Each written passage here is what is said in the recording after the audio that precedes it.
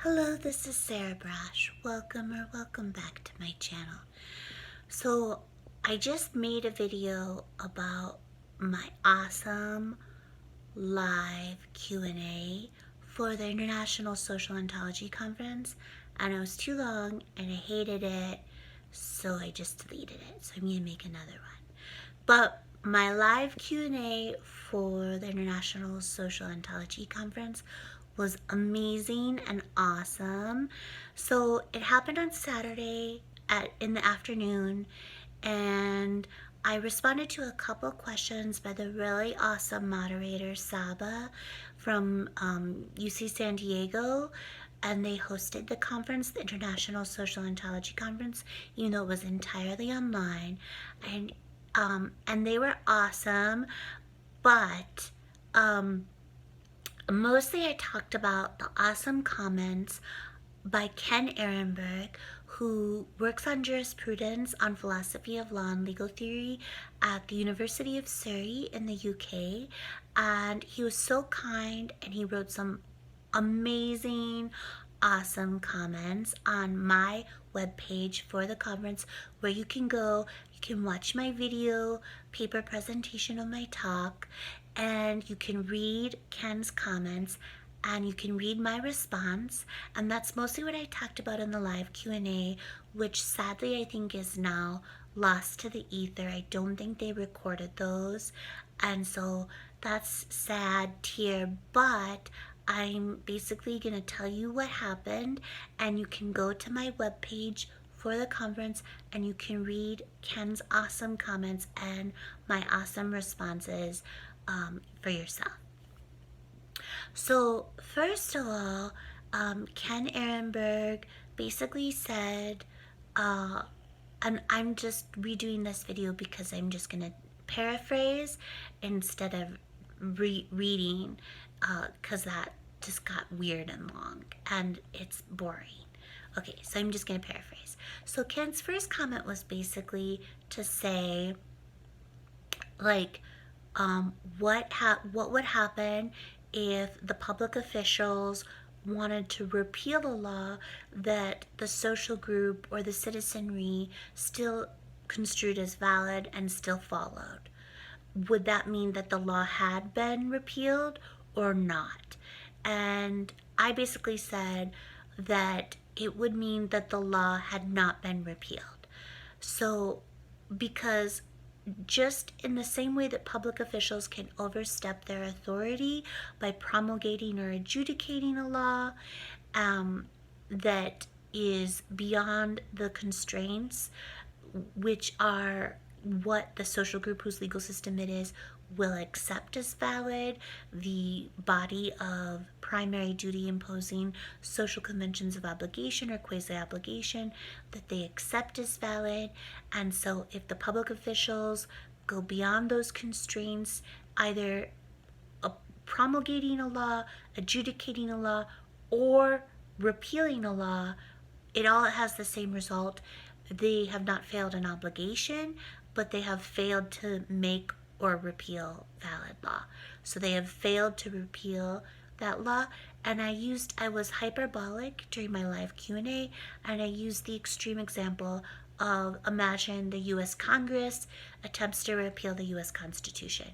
That is beyond their authority to do so. So even if they acted according to whatever procedures in the US Congress, they would have failed to repeal the US Constitution. The second point that Ken makes is he says that he questions whether or not I'm making a mistake, because how he understands heart, and he understands Dworkin to be misconstruing heart, is that it's okay if heart does not allow for theoretical disagreement about the criteria of validity, the rule of recognition, but as long as heart allows for theoretical disagreement in their application. And then Saba made a really astute comment. He asked me what Ken meant by this, and this is just my construal, but I explained to Saba, well, what Ken means is like there cannot be under Hart, theoretical disagreement about what the law is, basically, like, say, the US Constitution, but there can be theoretical disagreement about its application. When you have, like, the justices that sit on the Supreme Court, obviously they will often disagree about the application, because they will have dissenting opinions and a majority opinion when they give their rulings, and that's what can means, as I understand it. So that's the difference.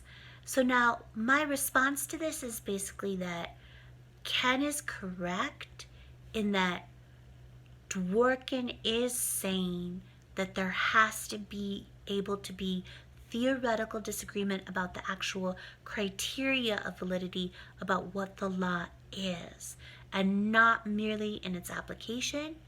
And I think that's correct as well. I think this is a mistake that Hart makes. I think Dworkin's criticism of Hart is very astute. It is also my criticism of Hart, and I am saying that my modified Lewisian Hartian account of social conventions applied to Hart's legal theory in the concept of law fixes this problem. And I am saying that I used to think that the rule of recognition was a secondary power conferring social convention of authority, and I thought I was an exclusive legal positivist in a trivial sense, but now I believe that the rule of recognition is the body of duty-imposing primary social conventions of obligation or quasi-obligation that the social group whose legal system it is accepts.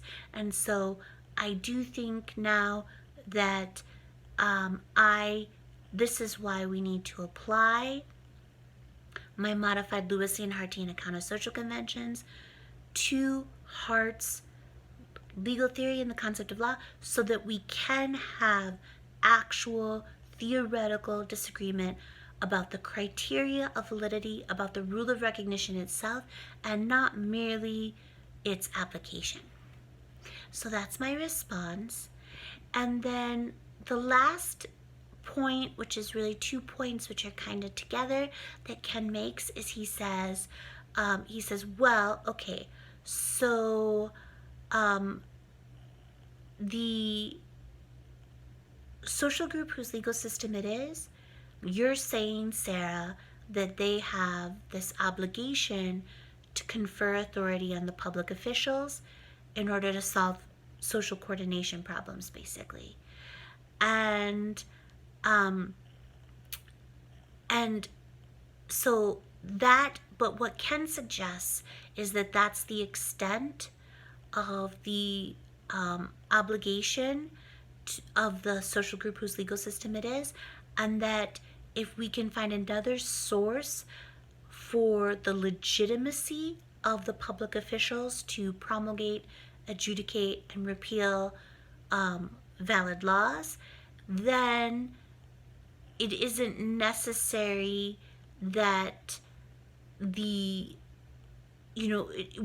doesn't matter. We haven't really alienated the social group from their own legal system, and it doesn't matter that the public officials are not constrained by what the social group accepts as valid law, because their only responsibility is basically to confer authority upon the public officials to promulgate valid law.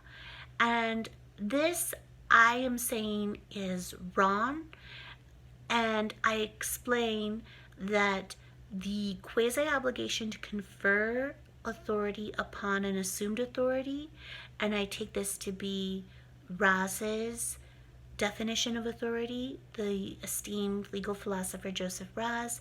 He has a definition of authority as the ability to change someone's protected reason, and I understand that to be a protected reason to be a first order reason to do something, and a second order reason to not consider any alternate actions to do otherwise. And so, what I say in my account, my modified Lewisian-Hartian account of social conventions is applied to Hart's legal theory, is that quasi-obligation to confer authority upon an assumed authority is always assumed and then conferred, that this piggybacks on that quasi-obligation to conform is when social group conforms to solve the primary social coordination problem, to to for them to all get on a particular Lewisian social convention, and that is the primary duty imposing social convention of obligation or quasi-obligation. So the one quasi-obligation piggybacks on the other quasi-obligation. This is why you cannot alienate the social group from their own legal system, because that obligation to confer authority upon the public officials piggybacks on the obligation to solve the primary social coordination problem. And then Ken's final point is to say, well, what if we have two people walking past one another? It's an additional point about authority. And also, I made the point that I want a very nominal notion of authority. It could be legal authority, but it need not be legal authority. And this is Ken's point as well, as about, can we have social coordination without authority? Because I'm saying we can't. Ultimately, we need authority to solve all coordination problems, and Ken suggests two people walking past one another, and then the first one steps to the left and then the second one steps to the left so that they don't run into each other. And then he says that seems to be social coordination without authority. Has anyone exercised authority? Has anyone assumed authority? Has anyone conferred authority? And my answer to that basically is that yes, I understand that to be an assumption of authority, which is then conferred in order to solve a social coordination problem. And that's why it's really important to me that I want this really nominal notion of authority. It can be as strong as legal authority, but it need not be. Perfect. Okay, so and then Ken made, when I just went and looked, he made one more additional really awesome comment, and I'm gonna make another video, I think, about this really awesome comment. But basically what he said is that he's telling me that I need to be really much more precise about what aspects of Joseph Braz's definition of authority I'm using and which I'm not using. I need to be really clear about that, because he thinks that some of the things I say is not actually what Raz says. And he refers to a dialectic between Raz and Hart actually on this point. So I need to tighten up my language and be really clear about which aspects of Raz's definition of authority I'm using and which I'm discarding. Okay, that's it. So it was so much fun. I'm so happy that I was part of the International Social Ontology Conference, and I'm so grateful to Ken Ehrenberg for his wonderful comments, and I still need to send him a super nice thank you email. It was so fantastic of him to do that for me. They are so helpful and just clarified points that I was really mulling over so much. And I'll have all my fundraising links below. My PayPal me, my GoFundMe, the direct link to my attorney's Randazza Legal Group. And I love you all so much, and have a great night. I'll talk to you soon. Okay, bye.